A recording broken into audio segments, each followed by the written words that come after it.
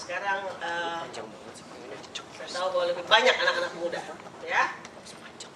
Tempat ini kita punya youth pastor sedang honeymoon sama istrinya yang pertama dan sampai selama-lamanya. Oke. Saudara kok tegang begitu sih? Anak muda biasanya yes. Haleluya. Praise the Lord. Oke. Ada yang mau sharing sebelum saya bagi firman? Ada nggak? Adakah? Dari sebelah kiri? Ada kesaksian? Bapak Bambang? Nanti berikutnya Pak Bambang ada khotbah. Pali? Ibu, ada kesaksian? Anyone here? Mike, is there any testimony? On the right side? Lea? Haleluya. Oke, baik. Kita tahu bahwa minggu depan kita nggak ada di sini. So, minggu depan kita semua Easter Friday di Auburn 11.30 siang. Jadi tidak ada ibadah di sini karena multicultural close from Friday to Sunday. Jadi saya juga datang, nggak ada ibadah juga hari Minggu mungkin di sini. Kita pindah ke tempat lain. Jadi kita semua pindah ke Auburn. Nah, hari Sabtu karena nggak ada ibadah kita pergi penginjilan di Federation Square jam 11 siang. Kita di sana sampai selesai. Setelah itu kita lunch bersama. So, hari ini saya ingin bicara buat saudara tentang kita perlu, saudaraku, punya hati Tuhan jadi hati kita. Yaitu kita perlu punya belas kasihan Tuhan. Coba saudara bilang belas kasihan. Untuk reach out people, we cannot do by our own strength. We need the compassion of God. Kita perlu apa, saudaraku? Compassion. Compassion itu belas kasihan. Apa artinya belas kasihan?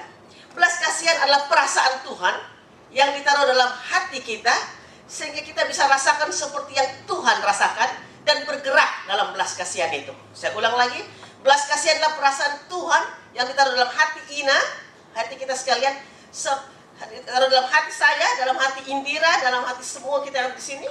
Jadi seperti yang Tuhan rasakan, lalu Ina dan kita semua bergerak dalam belas kasihan itu. Kadang-kadang kita cuma tergerak, aduh itu orang kalau mati dia masuk neraka.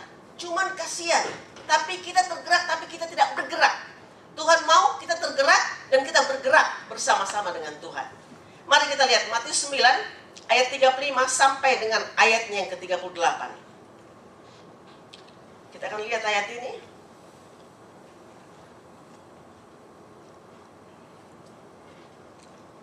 Saya baca 35, saudara baca ayat 36 dan ayat-ayat selanjutnya. Demikianlah Yesus berkeliling ke semua kota dan desa. Ia mengajar dalam rumah-rumah ibadat dan memberitakan Injil kerajaan sorga, serta melenyapkan segala penyakit dan kelemahan. Silakan saudara.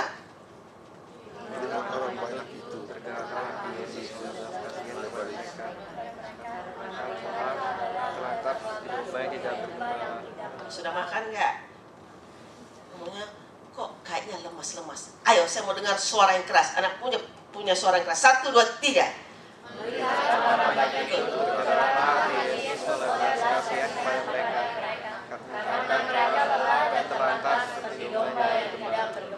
Maka katanya kepada murid-muridnya, tuaian memang banyak, tapi pekerja sedikit. Bersama-sama.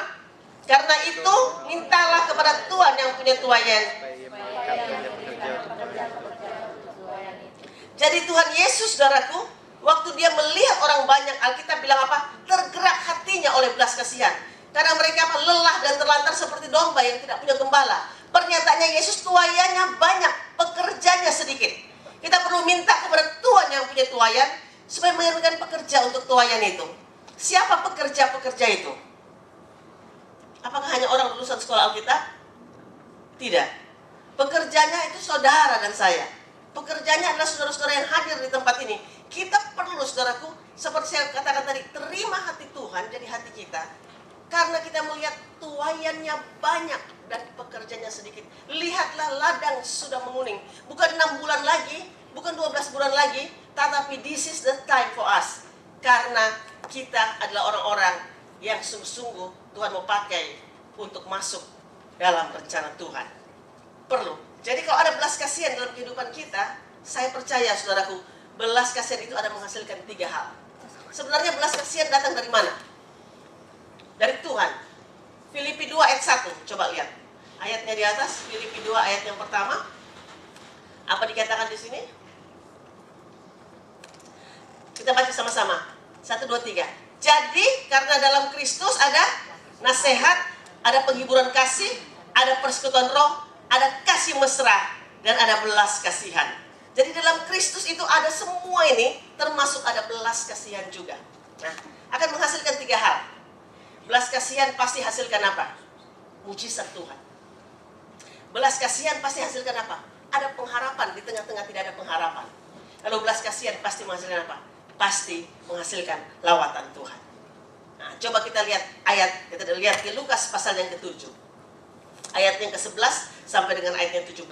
Kalau saudara pernah dengar cerita ini, di mana ada seorang ibu janda yang anaknya mati satu-satunya. Jadi saya ambil 3 poin dari cerita ini. Kalau ada belas kasihan, terjadilah perkara yang luar biasa. Nah, coba kita lihat ayat 12 aja dulu. Mulai 12. Jadi setelah ia dekat pintu gerbang kota ini Yesus, ada orang mati diusung keluar, anak tunggal laki-laki, anak tunggal ibunya sudah janda, dan banyak orang dari kota itu menyertai janda itu. Ayat yang ke-13. Dan ketika Tuhan melihat janda itu, tergeraklah hatinya oleh belas kasihan, lalu ia berkata kepadanya, jangan menangis. Ayat 14, sambil menghampiri usungan itu, ia menyentuhnya, dan sedang para pengusung berhenti, ia berkata, hai anak muda, aku berkata kepadamu, bangkitlah. 15, maka bangunlah orang itu dan duduk dan mulai berkata-kata, dan Yesus menyerahkannya kepada ibunya.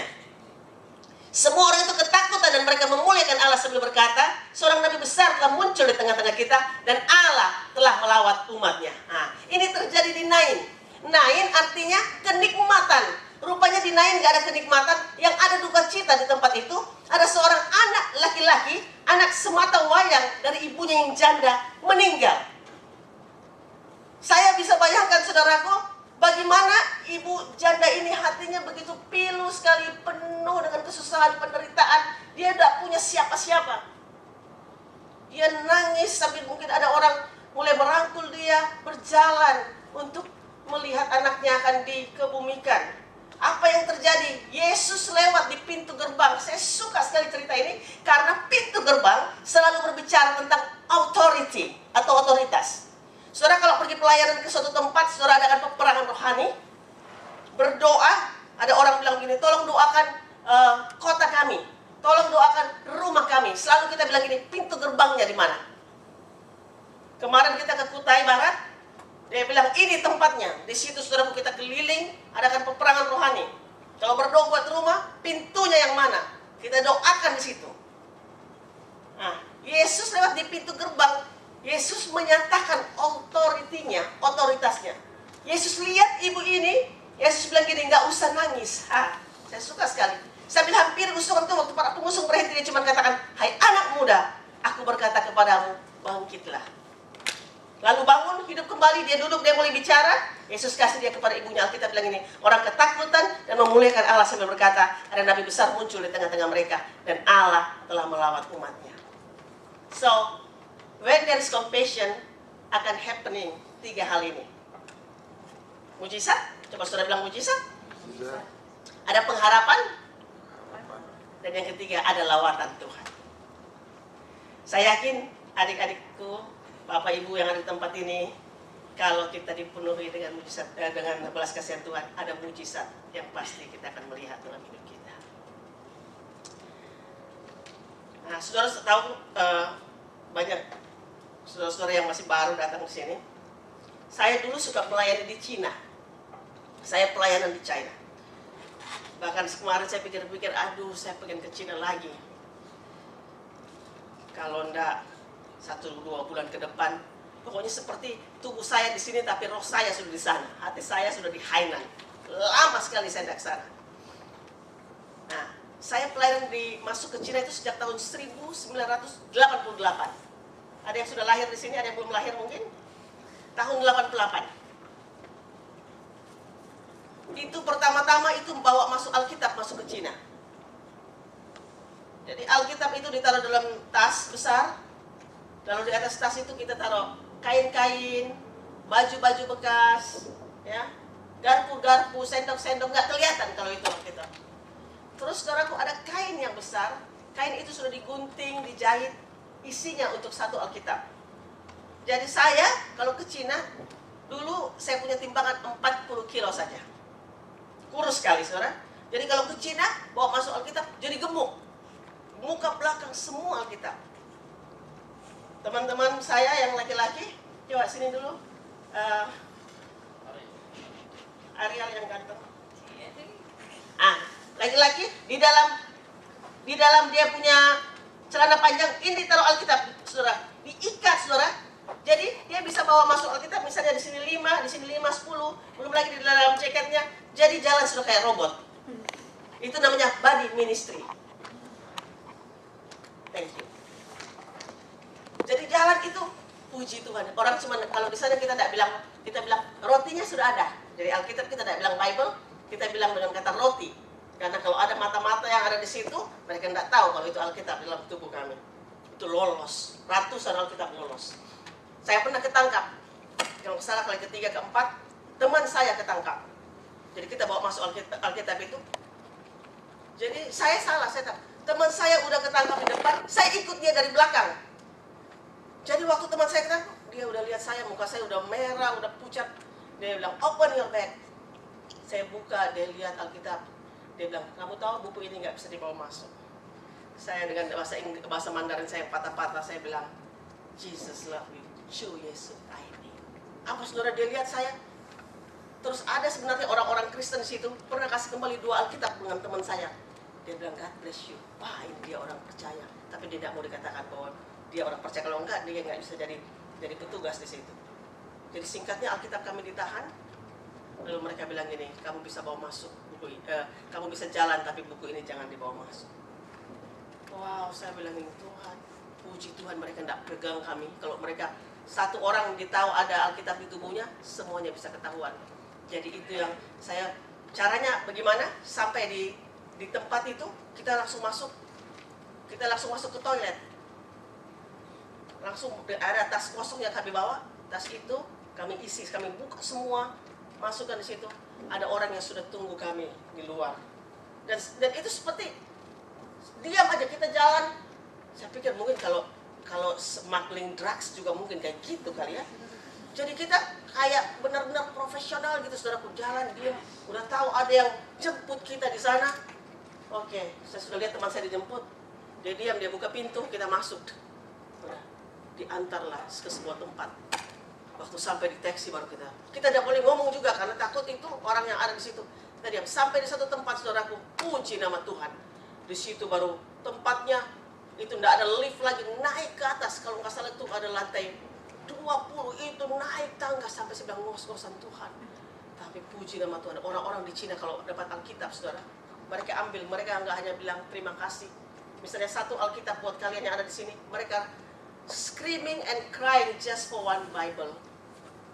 Mereka robek-robek lembaran Alkitab, saling membagi satu sama lain. Kalau mereka sudah dapat, mereka sudah baca, mereka saling giliran bergantian membaca lembaran Alkitab itu. Ada pendeta mau khotbah di gereja nggak punya lembaran Alkitab, dia tahu, oh ada jemaatnya. Lalu dia ke rumah jemaatnya, dia tulis, baru pulang dia bisa khotbah di gerejanya. Tuhan lawat Cina dengan luar biasa. I want to tell you, sampai hari ini, setiap hari di Cina ada 25.000 sampai 32.000 orang terima Yesus every day in China. Bayangkan, di Melbourne berapa orang terima Yesus setiap hari? Hanya orang mungkin pintar, oh my God, tapi mereka tidak kenal siapa Tuhan yang mereka sebut-sebut itu. Every day, itu survei membuktikan udah berapa banyak tahun yang lalu, belum hari ini. Saya mau katakan buat saudara, kalau Tuhan bisa bekerja dengan luar biasa di Cina, Tuhan bisa bekerja di kota ini. Amin, saudara. Belas kasihan, hasilkan mujizat Tuhan. Saya melihat apa yang terjadi. Ada anak-anak, saudara. Kami baptis orang-orang di Hainan. Itu, saya bilang, ada baptisan hari ini. Wah, orang itu antri. Saya lihat ibu yang sama saya namanya Ibu Cina. Ini semua orang mau dibaptis. Saya bilang, iya. Wow, mereka udah siap. Namanya saya kurus-kurus, saudara, aku baptis mereka. Saya juga jatuh ke air. Aku baptis. Dan mereka begitu antusias kepada Tuhan. Saya sampai bilang begini, Tuhan, kemana saya kalau masuk ke sebuah kota, saudara, melihat orang-orang yang ada di China, hati saya mulai nangis. Makanya kadang-kala kalau saya ada di Melbourne baru tidak bikin apa-apa buat Tuhan, rasanya saya wasting my time. Seriously, if I'm not doing anything for my God, cuman santai-santai saja, dan orang-orang yang ada di sana, saudara, mereka crying for help. Saya yakin bahwa Tuhan mau curahkan kepada dalam hati kita, hati Tuhan menjadi hati saudara. Ada belas kasihan dalam kehidupan kita. Percayalah, kalau kita dipenuhi oleh belas kasihan Tuhan, Tuhan bukan hanya lawat di Cina, Tuhan lawat di kampusmu, Tuhan lawat di tempat di mana saudara bekerja. Karena hidup kita akan hidup yang jadi berkat buat orang-orang di sekitar kita. Yang kedua dari terakhir, kalau ada belas kasihan, saya percaya begini, ada pengharapan di tengah-tengah tidak ada pengharapan. Amin. There is hope, walaupun it seems nggak ada pengharapan. Saudara tahu di mana ada pengharapan? Dalam Kristus. Coba saudara bilang dalam Kristus. Pengharapan kita kepada Yesus, percayalah, tidak pernah mengecewakan. Pertanyaan saya pada saudara hari ini, apa yang saudara harapkan? Pengharapan apa yang ada jauh di dalam hati saudara? Tidak ada satu orang pun yang tahu, hanya Tuhan yang tahu. Saudara, kalau sudah cry out to God, because you receive God's heart, percayalah, pengharapanmu, sekali lagi saya mengatakan dalam Kristus, itu tidak akan pernah dikecewakan. Supaya kehendak Tuhan terjadi, terlaksana dalam kehidupan saudara.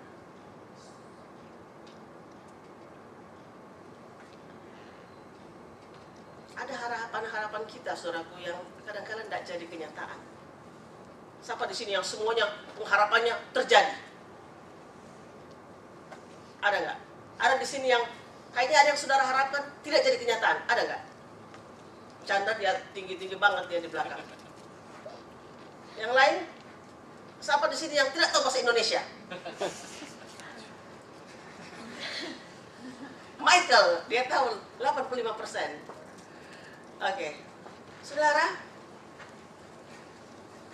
bersyukurlah kepada Tuhan. Amin.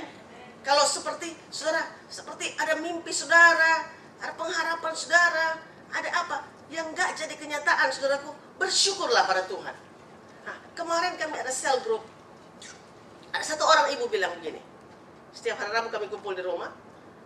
Ini ibu ngomong, terus saya bilang, "Bu, tidak pernah kebetulan apa yang ibu alamin."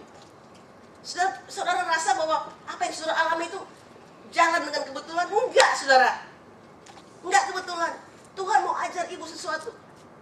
Karena dia merasa bilang, kenapa orang ini kok kecewakan saya, kayak annoying saya. Ah, Tuhan mau ajar ibu apa?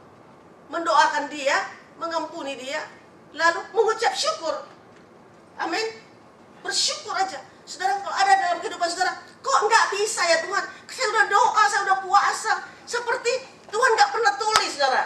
Ada ayat bilang gini, bukan tangan Tuhan kurang panjang untuk menolong, dan telinganya bukan kurang tajam untuk mendengar. Ah, ini dong. Tapi yang merupakan pemisah antara kamu dan Allahmu ialah segala dosamu, dan menjauhkan dia untuk tidak mendengarkan doa-doamu. Coba Yesaya 59 ayat 1. Saya jadi ingat ayat ini. Kita baca dulu. Nah, sesungguhnya tangan Tuhan tidak kurang panjang untuk menyelamatkan, dan pendengarannya tidak kurang tajam untuk mendengar. Ayat yang kedua. Tetapi yang merupakan pemisah antara kamu dan Allahmu ialah segala kejahatanmu, dan yang membuat dia menyembunyikan diri terhadap kamu sehingga ia tidak mendengar ialah segala dosamu. Ada, saudaraku, yang pengharapan tidak jadi kenyataan, saudaraku. Doa kita tidak dijawab oleh Tuhan karena kejahatan kita juga. Kita perlu bertobat. Dosa kita perlu bertobat. Kita tahu dong, kalau kita bersalah, tahu dong, pura-pura nggak tahu. Tahu dong. Amin. Iya nggak? Kalau ada sesuatu yang kita buat salah, we know that we wrong, man. Jangan akhirnya konseling, hanya mau apa? Mau minta untuk dibela, didukung. Enggak. If you know that you're wrong, bertobat. Tahu dosa, tahu kejahatan, jangan nyerempet lagi, jangan kesana lagi. Kadang-kadang anak-anak muda lihat, nggak apa-apa deh. kita berdua-duaan di tempat yang remang-remang. Pacaran jangan di tempat yang remang-remang. Nenek bilang itu berbahaya. Benar. Harus di tempat yang terang, yang banyak orang di situ kalau berdua-dua. Kalau sudah mulai, saudara, ini kulit loh. Coba, Indira, ini daging loh, bukan besi. Daging ketemu daging. Oh, saya udah 51 tahun, saudaraku udah punya 2 anak. Udah tahu yang waktu saya berbunga-bunga.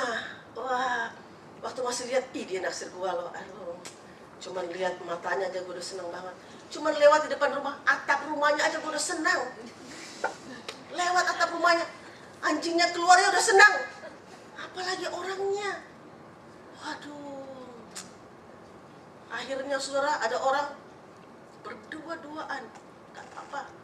Apalagi kalau di dalam kamar berdua-dua. Wah, itu nenek-nenek, bukan hanya nenek. Nenek-nenek bilang, itu amat sangat berbahaya. So, melarikan diri. Amin. Nanti ada waktunya, saya ingin bicara khusus buat para ladies. Nanti saya rindu sekali, Bang Jo khusus bicara buat para guys, laki-laki, bukan gay, laki-laki ya. Nah, jadi kalau kita tahu dosa, ya udah bertobat, amin saudara. Katakan ya Tuhan, saya senang sekali ada satu wanita saudaraku yang saya lain dia bilang begini, Kak Ina, soal konseling pernikah buka-bukaan dong. Kamu benar nggak pernah tidur sama laki-laki yang kamu mau kawinin? Benar Kak, nggak pernah Kak. Ada yang terlanjur bilang, gue nyerempet Kak. Ada yang nyerempet. Ada yang bilang, tidak Kak, saya jaga hidup saya. Saya jaga hidup saya dalam 28 tahun ini untuk seorang pria yang menjadi pangeran dalam kehidupan saya. Saya berikan hidup saya kepada dia. Wow, saya bilang, aku akan berterima berkat yang luar biasa waktu pendeta menumpangkan tangan atasku. Tapi yang sudah terlanjur bertobat, minta ampun kepada Tuhan. Nah, ada karena kejahatan kita, ada karena dosa kita. Saya bawa ke sini karena banyak anak-anak muda di sini. Nanti saya mau bilang begini adik-adikku, jaga hidupmu. You are not going to be upset in your life kalau kau jaga kehidupan, baik yang pria maupun yang wanita. Ada juga pengharapan yang tidak jadi kenyataan, saudaraku, dalam kehidupan kita. Ada bukan karena dosa kita, bukan karena kesalahan kita, tetapi ada juga yang karena apa? Tuhan punya maksud yang lain dalam hidup kita. Ada Tuhan punya different purpose, dan tujuan Tuhan itu adalah selalu tujuan yang terbaik dalam kehidupan kita. Kira-kira ibu janda tadi yang ada di Nain, pengharapannya jadi kenyataan nggak? Iya. Kenapa? Selalu ada pengharapan, di tengah-tengah tidak ada pengharapan. Karena pada saat Yesus melihat dia, waktu Yesus tergerak hati dan belas kasihan, dia mungkin katakan, apa yang harus saya buat dalam hidup saya? Tapi Tuhan membangkitkan anaknya kembali. Yang ketiga dan yang terakhir, dan saya selesai di sini. Kalau ada belas kasihan, percayalah, pasti ada lawatan Tuhan. Amin. Hudson Taylor adalah misionaris pertama yang masuk ke China. Dia bilang gini, give me China or I die. William Carey adalah first missionary yang berangkat ke India, menyerahkan hidupnya untuk Tuhan buat orang-orang India. Saudara melihat, kalau orang India saya tahu, kalau dia cinta Tuhan banget. Mereka suka berdoa. Saudara jangan suruh orang India suruh doa makan.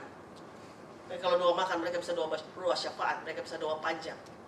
They love to pray. Saudara kenal hamba-hamba Tuhan yang pernah bicara depan saudara. Saya tidak usah sebutkan nama mereka, saudara kenal mereka. Bagaimana? Kok mereka bisa tahu? Waktu bicara, kok mereka tahu? Karena mereka punya hubungan dengan Tuhan. Saya percaya bukan cuma mereka Tuhan pakai, Tuhan juga bisa pakai saudara sekalian. Saya yakin begini saudaraku, pasti akan ada lawatan Tuhan terjadi dalam kehidupan kita. It's not only William Carey, it's not only Hudson Taylor. Ada satu anak muda, saudaraku. Dia harus dipanah karena dia menyerahkan hidupnya buat suku Uruguay. Dia nggak sampai umurnya ke 21 tahun. Darahnya tertumpah dan orang-orang suku Uruguay dimenangkan untuk nama Tuhan Yesus Kristus. Kenapa dia bisa mati untuk China, untuk India, buat suku Uruguay? Saya percaya karena hati Tuhan mencari hati baik. Tahun 1988 saya ada di Hawaii, di Honolulu. Saya ambil sekolah namanya School of Evangelism. Saya nggak pernah lupa. Ada seorang penyanyi namanya Bob Fitts datang.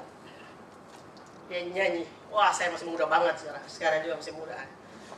Masih muda. Dia nyanyi gini. Saya nangis, saudara. People need the Lord. Dia nyanyi lagu itu.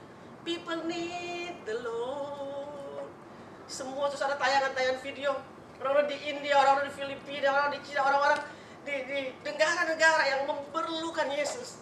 And I was crying, I was weeping, and I said, Lord, bring me to the nation. Bawa saya, Tuhan. I don't want to live for myself. I want to live for you. Bring me, Lord. Terus dia nyanyikan lagi lagu, Take my healing to the nation, by the broken heart with love. Wow, saya nangis lagi, saya bilang, Tuhan, pujian ini membakar hati saya. Sampai hari ini, saudaraku, bahwa orang di luar sana, itu perlukan Tuhan. People need the Lord, and the Lord needs you. Kalau kita cuma sembarangan saja kehidupan kita hidup bagi diri kita sendiri, kita adalah orang-orang yang paling malang di dunia ini. Tapi kalau kita tahu panggilan Tuhan dalam hidup kita, saudara bukan hanya masuk sekolah kita aja, tapi saudara punya toko, saudara nanti jadi dokter, saudara nanti jadi insinyur, ahli accounting, apapun juga saudara bawa berita bahwa tidak ada nama lain di bawah kolong langit ini yang olehnya manusia dapat diselamatkan. Hanya name above all names, nama Yesus Kristus Tuhan yang dapat menyelamatkan kita. Saya terbakar, saya bilang, Tuhan, sampai masa putih rambut saya. Ini rambut dicat sih, jadi nggak putih kelihatan. Saya tahu Tuhan menggendong saya. Sampai saya menutup mata untuk selama-lamanya. Saya nggak akan berhenti dengan mulut saya untuk menyatakan Yesus adalah Tuhan kemanapun saya pergi. Saudara, rise up lah engkau, bangkitlah engkau. Hai anak muda, bangkit. Bukan hanya cerita ini yang katakan, anak muda aku berkata kepadamu bangkitlah, tapi ada makna rohani dalamnya. Kebangunan rohani dalam kehidupan kita. Biar rohmu terus menyala-nyala dan layanilah Tuhan. John Wesley bilang gini, berikan kepadaku 100 orang, dia sebut dengan kata anak muda, yang cinta Tuhan dan benci dosa. Dengan 100 orang ini, kita mau jungkir balikan dunia buat kerajaan Allah. Kalau Yesus bertanya kepada kita, berikan kepadaku 10 orang yang cinta Tuhan dan benci dosa. Dengan 10 orang ini, kita mau jungkir balikan Melbourne for the kingdom of God. Saya bilang, Tuhan, kalau kau cari 10 orang, 9 orang, only one, walaupun hanya 1. Saya mau bilang seperti, ya saya katakan, here am I, Lord, send me. Saya tahu bahwa Tuhan sedang panggil saudara. Tuhan sedang panggil nama-nama saudara pada saat ini. Jadi orang yang berarti buat kerajaan Allah dan buat orang-orang yang ada di sekitar. Tuhan memberkati. Mari kita bangkit. Thank you, Lord. Haleluya, Jesus. Mari kita datang kepada